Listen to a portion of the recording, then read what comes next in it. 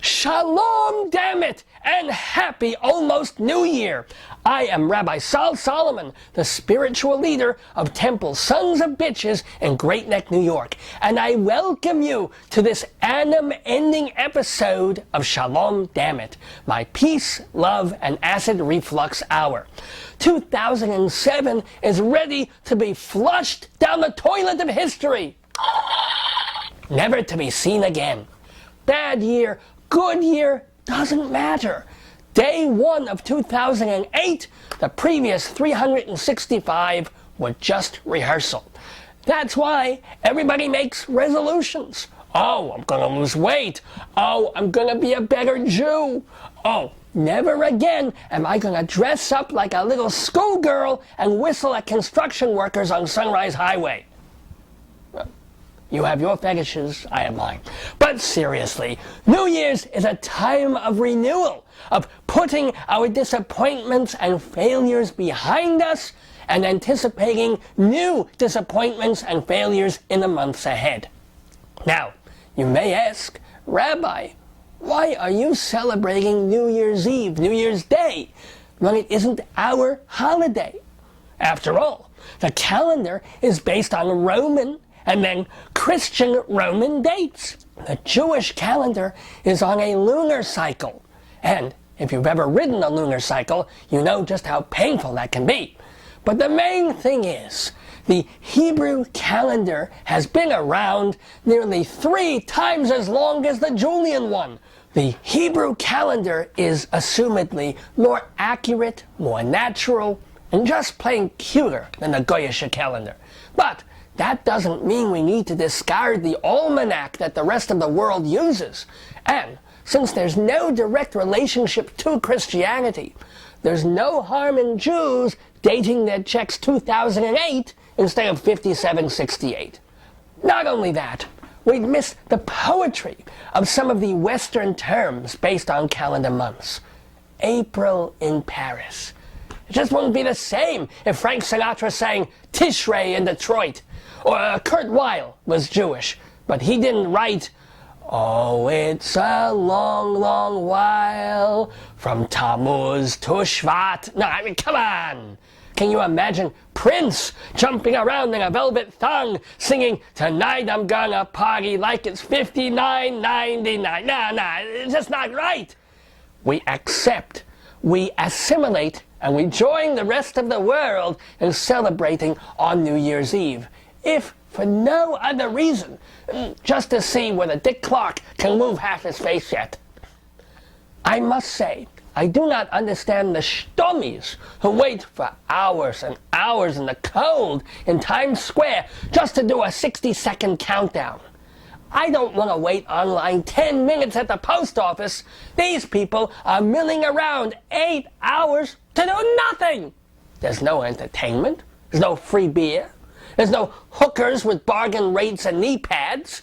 No, people just stand there endlessly waiting for a ball to drop. Big whoop, I do that every time I pee. And okay, they get confetti. They get to stand around, and then at 12 o'clock, they get covered with ripped paper. Whoa, does life get better than that? I don't think so. And then, at 1 o'clock, they go home. Drunk, bladders bursting, 1 day older. Me, I'm already home with my family, sipping kosher champagne, watching fireworks in China, dancing in Denmark, light shows in Luxembourg, William Shatner on the Twilight Zone. I just don't get the whole New Year's Rockin' Eve thing. I'm 50 years old. Nothing rocks on me unless it's broken. And yet, I also believe these New Year's gatherings are truly wonderful. Here you have all these people from all over the world, all different races, creeds, sizes, shapes, political beliefs, sexual techniques. No reason in the world that all these thousands of humans should be standing in the same place at the same time. And yet, there they are, talking to each other, sharing snacks, laughing, shivering, screaming Happy New Year, and then kissing and hugging and jumping up and down like an idiot. This is retarded behavior, but it is communal, and it harkens back to the oldest ways people would relate to each other. When cavemen weren't killing each other and stealing firewood, they would gather round, rape each other, and jump up and down like idiots. This is a healthy thing. And to see countries from all over the world partaking in this mass hysteria, which has nothing to do with war or materialism or imperialism. If you stand around long enough, you get an aneurysm, but that's different. But since my favorite ism, Judaism, is all about respecting and getting along with thy neighbors, sharing a happy event like New Year's Eve with fellow humans, Jew and non-Jew alike, is perfectly kosher in my book. So what if everybody's squashed together, dancing around like cretins? Ever watched a 60-year-old couple at a bar mitzvah? There's a reason disco is dead. Hold on a second. Hello? Okay. Justin Timberlake called. He wants his sexy back. Anywho, there's very little else I can say about New Year's that you haven't heard before. Have fun, drink responsibly, and don't make resolutions even the Lubavitcher Rebbe couldn't keep. Oh, and a special message to all our Goyish viewers. Happy holidays. I hope you had a good you-know-who mess. And you can stop with the commercials now and the 24-hour Yuletide radio stations. It's over. It's done. Well, except for a couple of little Christmas ditties that I'd like to share with the non-Jewish community. We know how you feel about us. Here's how we feel about you. I'm dreaming of no Christmas. Just leave my Jewish ass alone. That jolly Saint Nick just makes me feel sick. I'd rather do Yom Kippur and atone. I'm dreaming of no Christmas, no gifts, no mistletoe, no mass.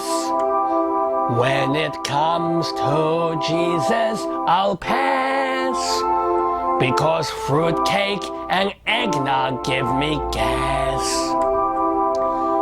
I'm dreaming of a quiet Christmas with no more specials on TV. When I see reindeer, I get a pain here that makes me want to start a killing spree. Oh, I'm dreaming of no Christmas. Your precious creches make me heave. Santa, take your reindeer and leave, 'cause you're as welcome here as Tel Aviv.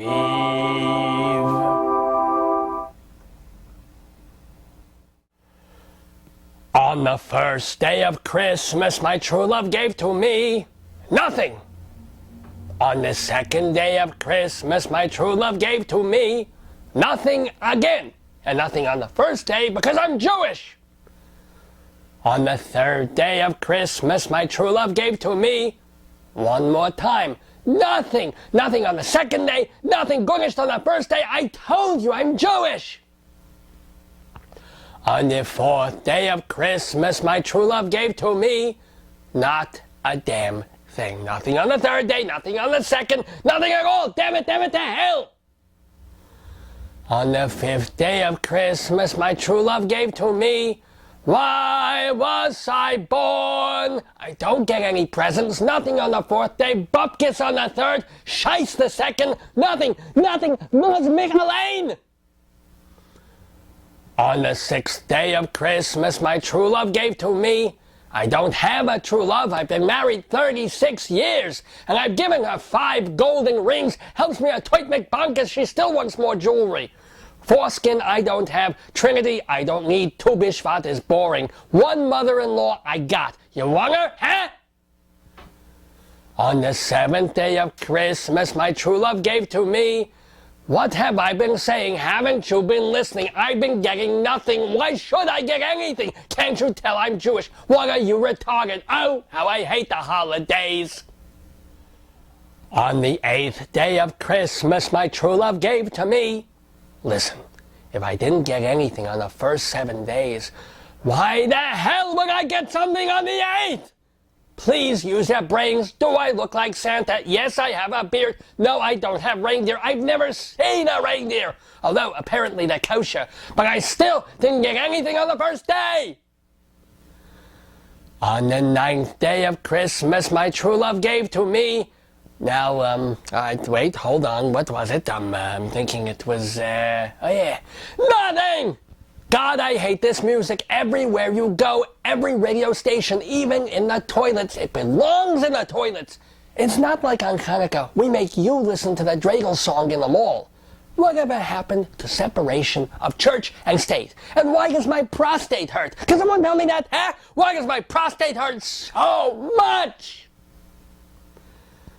On the 10th day of Christmas, my true love gave to me an Uzi so I could shoot myself. So they can bury me in Mount Shoilem Cemetery in Farmingdale, so maybe I'll have a little peace for once.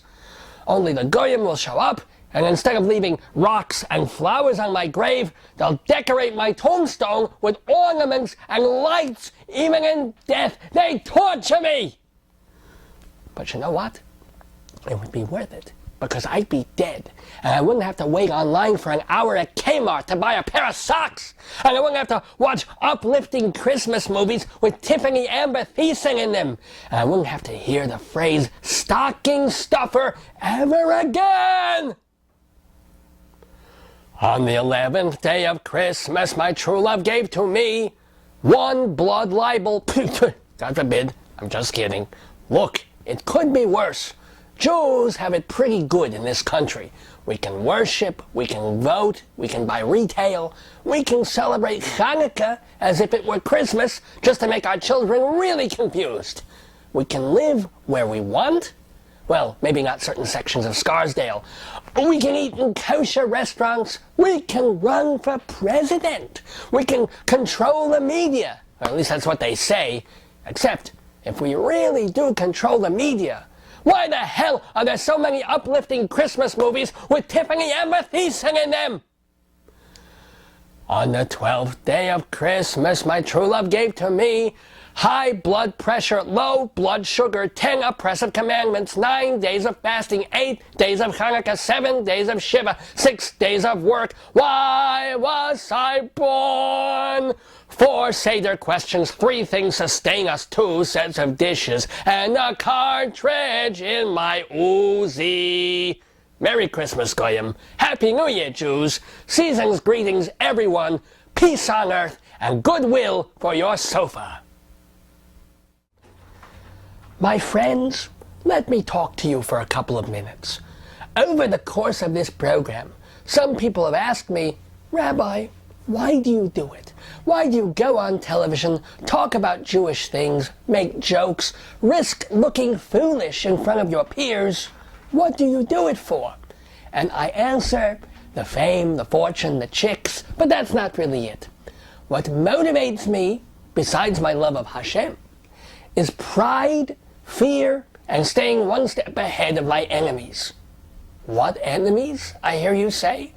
What have I, a poor rabbi from Great Neck, ever done to cause hate and distrust among my fellow man? Besides going through my neighbor's garbage. What?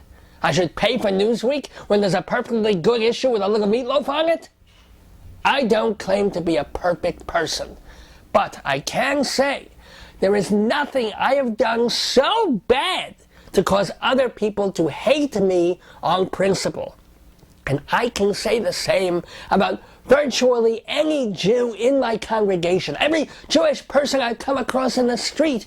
We're all just trying to get along and live a good life. So it pains me when I see something like this. This was on page 18 of the New York Post. A ridiculous excuse for a newspaper, except for one crucial thing. When it comes to Jews and Israel, they're the top. They're the Colosseum.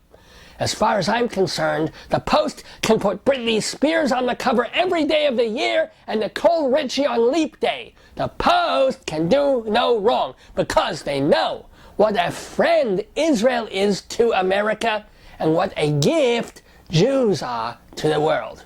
The New York Times?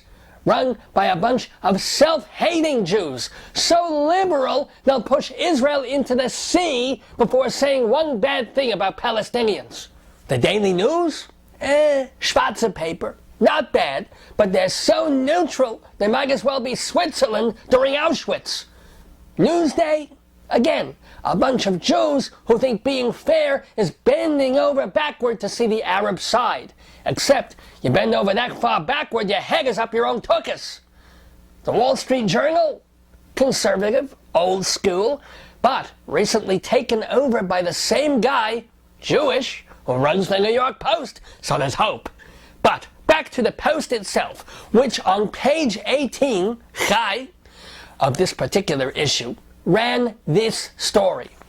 U.S. Jew haters, 15% are anti-Semitic. Can you read the headline there? U.S. Jew haters, 15% are anti-Semitic, which is a very bizarre statement, since if 15% are anti-Semitic, what are the other 85% of Jew haters? Vegetarians?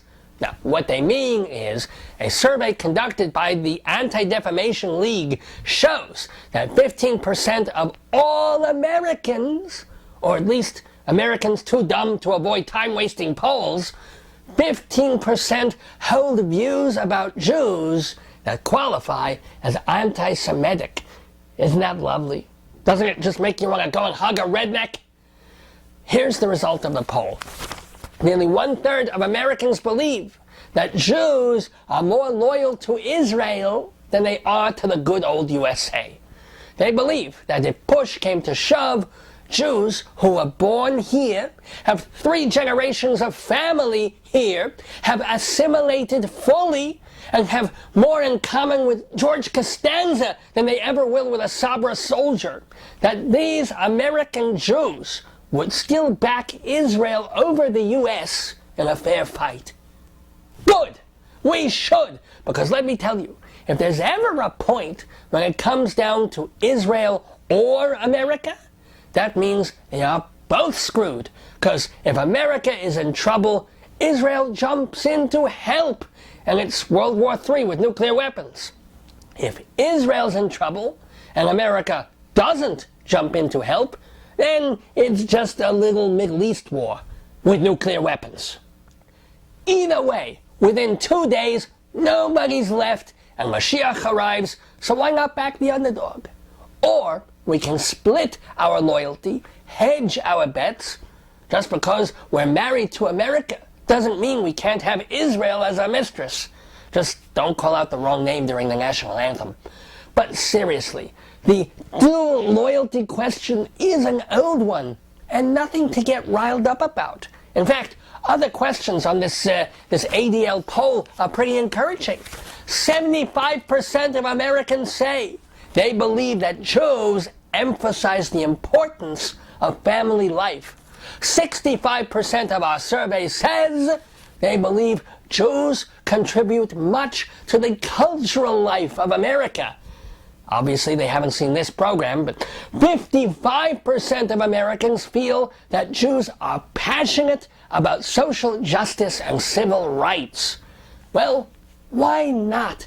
These may be stereotypes, Jews having close families and being creative and becoming lawyers, but really, who wants to knock down a positive stereotype? Call a Jew cheap, and he'll punch you in the mouth and leave a 50% tip the next time he goes to a restaurant, just to prove you wrong. Call a Jew insular and sneaky, and he'll throw a party and try to be the most gregarious host since Gatsby. But call us people of the book, and we're like, it's in the genes. No, we love the word. And it's not just us. Call a black person lazy, and you'll get a 10-hour lecture on slavery. Call a Chinaman stingy and soulless, and you'll get a 2-hour lecture of why you shouldn't use the word Chinaman. Call a Puerto Rican loud and obnoxious, and then call an ambulance. But ask a black man if it's true about the schmeckles, and you have made a friend for life. No prejudice there, just biology. God chose my people for one thing, and he chose black people for a bigger thing. Is it racist to have these opinions? Of course, because they're all based on race.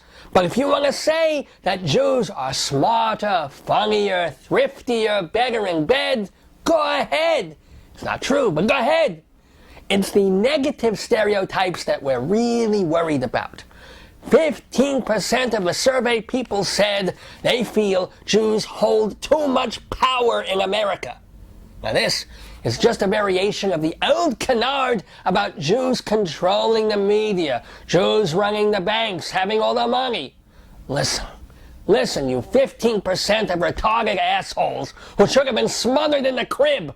No offense. If Jews have all that power and money, why the hell am I on public access? Don't you think that if I could get Steven Spielberg, Rupert Murdoch, and Rabbi Kunin on the phone, I wouldn't be in this hellhole? I'd be on NBC right now, bantering with Al Roker. And don't you think that if Jews have all this money and this influence, instead of McDonald's and Starbucks on every block, there'd be Chinese restaurants and delis?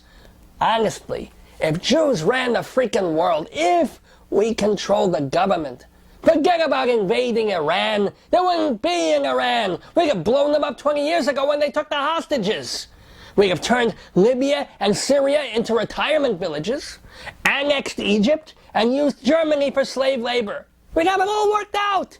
If Jews ran the world, do you think ham would cost 30 cents a pound and brisket $12? And if Jews were so damn important in media, would Oprah be the queen of daytime TV? No! It'd be Fran Drescher or Esther Youngrice. And she wouldn't build a school in Africa. She'd build a Loman's in Fort Worth.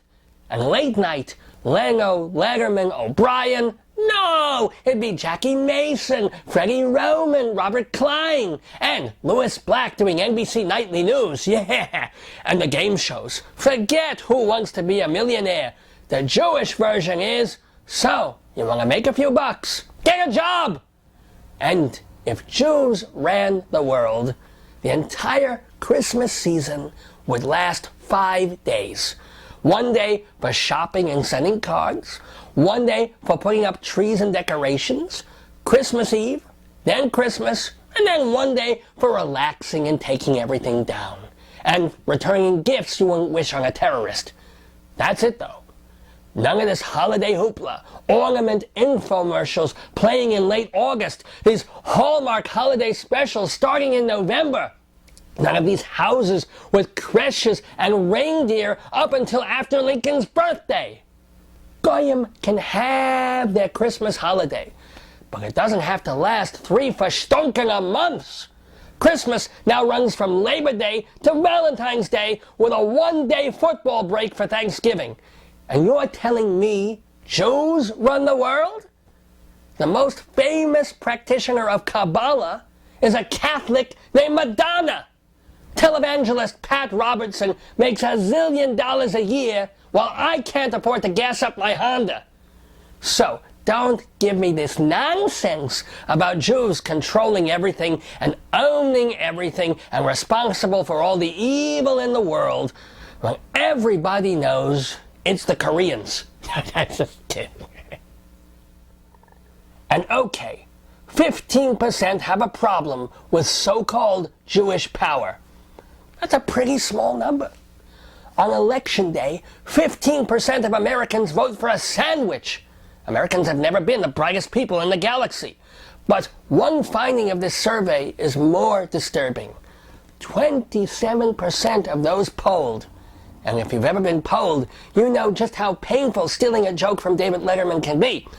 27% still blame Jews for the death of Christ. What? I don't have enough headaches in my life. I have to go around killing somebody's savior?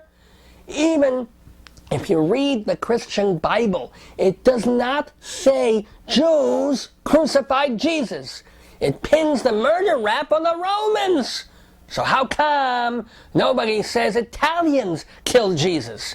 How come Mel Gibson never made a movie about a bunch of first-century pasta-eating mafiosi? They're sitting in a tent, and one says to the other, "You know, I think we should whack this Jesus guy." "You think?" "Yeah, he's muscling in on our money-changing racket." "Yeah, but my sister's friend likes the guy." "Who, Mary?" "Yeah, she's into beards." "I'll introduce her to my cousin Frankie. He can't walk on water, but he's hung like a freaking salami." "I know, I've seen him in the Roman baths. Dio mio!" "So, what do we do about this Jesus character? Slingshot, bear cage?" "Nah, guy at the lumberyard owes me a favor." So I ask you, how come everybody blames the Jews, nobody blames the Romans? And how come anybody blames anybody for something that may or may not have happened 20 centuries ago? If Og the caveman kills Sven the Viking, is Sweden supposed to hold a grudge against Australia? For crying out loud, let it rest. Even if the Jews allowed Jesus to be carted off, I've seen Goyim do worse things on a weekend in Atlantic City. So everybody, let's have a little perspective. We all know there are good Jews and bad Jews. Good Goyim and bad Goyim. Good audiences and... Seriously. And next time somebody sticks a survey in your face and asks, "What do you really think about so-and-so?" just remember, so-and-so probably thinks a lot worse about you. Another year has come and gone that was mostly second-rate. But why complain? It's down the drain and forgotten in '08. We're old and gray, we ache all day, but we still get out of bed. So thank Hashem, we still have phlegm and we're technically not dead. So pray for peace and look for love and keep your spirits light.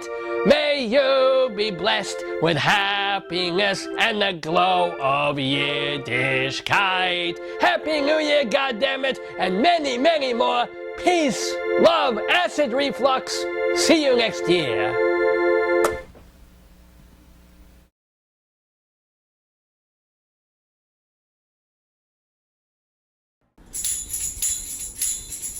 Hoi doi da da doi, hoi doi doi, hoi doi doi doi dum bum, hoi boy da da dum boy boy bum, boy boy boy boy boy boy, boy boy boy, doi doi doi da da doi doi doi doi dum, hoi boy boy boy, doi doi doi da da doi doi boy boy boy bum, yabba boy boy boy, doi dum, hoi da da da da da doi dum, boy boy boy, doi dum, doi doi doi doi dum.